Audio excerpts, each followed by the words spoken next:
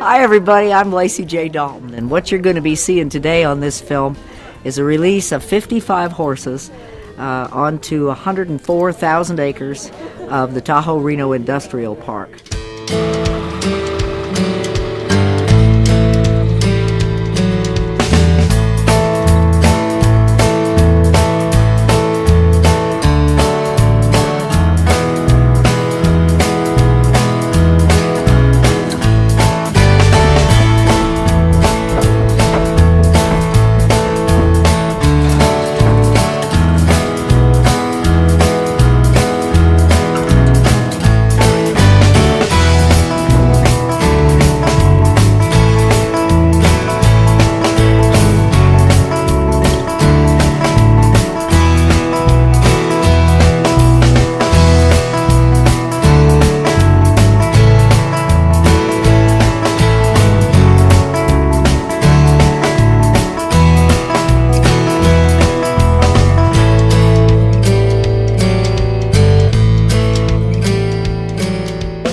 The property owner here has allowed us to release these horses so that they can live in an area that's relatively free from human intervention, and so that hopefully they're going to avoid the conflicts that caused them to be picked up in the first place.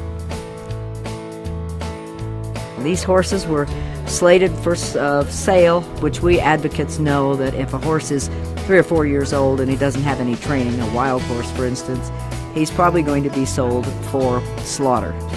And so we do everything we can. Up in Story County, the Mustang still runs free. Eagle soars above the pinyon pines, and we know these horses stand for something that is precious and more rare than all the silver and the gold. So we had an intervention here. Tahoe Reno Industrial, Lance Gilman, Roger Norman Sr., Sheriff Susan Austin stepped in and said, we'll let you release these horses back out on the land here. These bands of horses grew up and matured on the Virginia range, so they understand the dynamics of this range environment. They will probably find their niche within a few hours, and they'll be really settled within a day or two. In a world where fences scar the earth from sun to rise. The horses that were released today I've picked up over the last few months. We've had them at our holding facility in Carson City.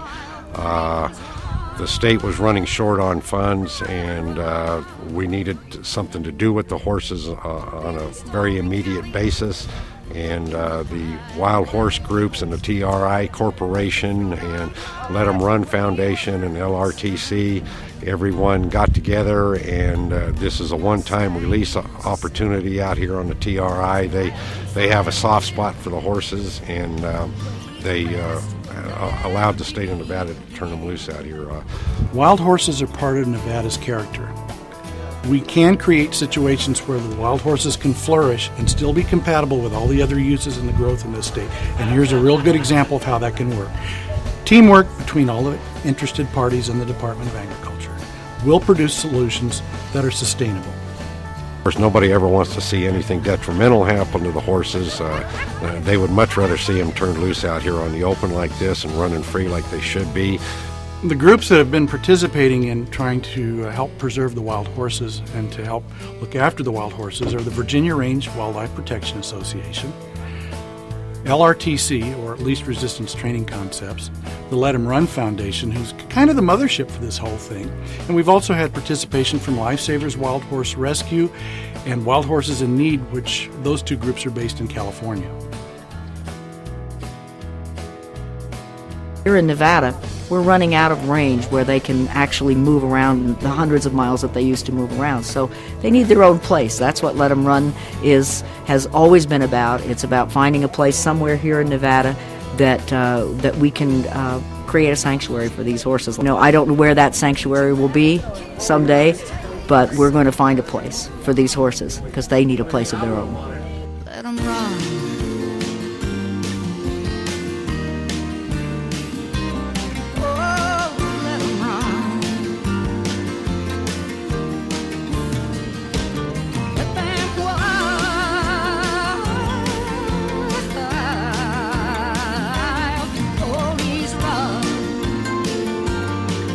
Oh,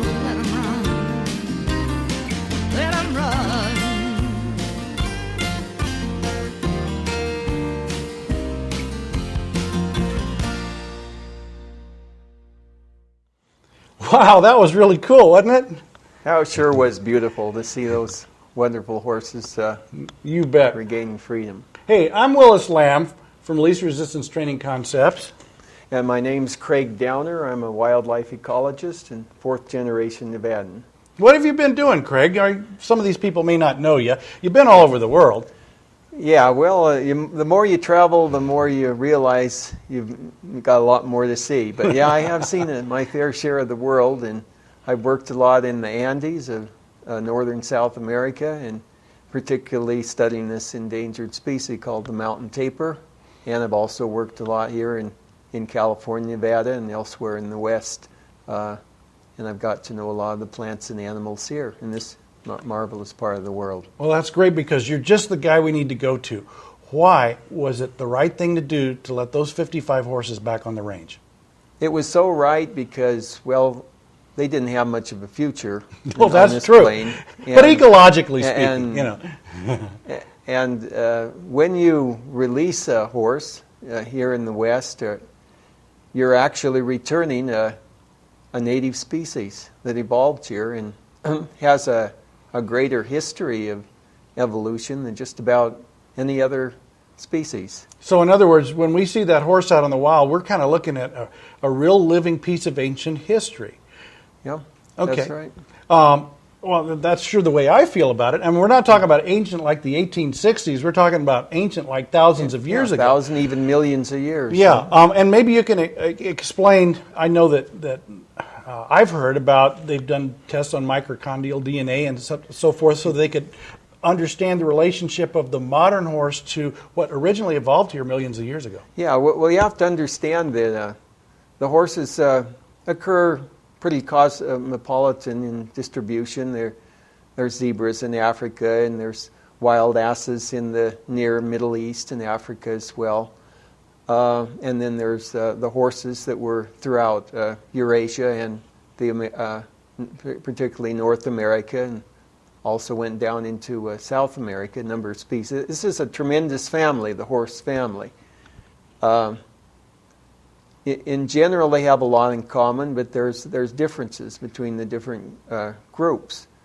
But, gee, you know, the horses, the asses, even the zebras, they all had their basic origin, according to my studies, right here in North America. And particularly the modern horse branch, what they call the cabeloid horses, is now more substantiated than ever, had its origin here in North America due to a recent analysis of the mitochondrial DNA by Dr. Ann Forsten of Finland. So basically, you know, they're coming home in a sense. Oh yeah, by any angle you approach it at, they're restoring the ecosystem. Then add to that the fact that at the close of the last ice age, close of the Pleistocene, so many of the large mammals became extinct. Mm-hmm. And so actually this is what you would call a depauperate ecosystem of these larger mammals. And to restore it is to restore the ecology, to help so many of the plants and animals that co-evolved together for millions of years here. Yeah, because they would have some sort of a symbiotic relationship. Over time, you know, they may eat each other, but they're actually, they couldn't live without each other. Right, sort of exactly. like, you know, people have said that about a married partner or whatever. Yeah, well, we try not to eat each other at home, you know, but you know, the other thing is that I would think that that's probably why then the horse, once its behavior, you've got some successive generations out on the range, you know, where they return to their instinctive behaviors, and those specimens that succeed out there, that survive and produce more horses, are the ones that are the best suited to it. Yeah, obviously that's natural selection. Yeah, and that's the why process of natural selection is described in is a mainstream of modern biology. Sure. And it's why the horses that remain out there, the ones that we consider wild, basically the horses that have been out there for generations, are so successful. Yeah. And I'd just like to say that, you know, the Virginia range is a magnificent herd. And if it does have 1,200 horses, gee, that's about the only truly viable, long-term viable herd that remains. I don't think there's hardly any herd that is of that level. It's really not very many. Many population biologists argue that that number is so small, you know, if it's just isolated, that it too would be condemned to inbreeding. But gee, we got to defend a herd of this size. It's one of the very few left in the world that preserves the species and preserves the true vigor of the species. And these animals adapt uniquely here to this unique part of the world, and they enhance the life experience for so many people. And you know, after all, the Wild Horse Act was passed in '71. One of its main reasons was to declare this a national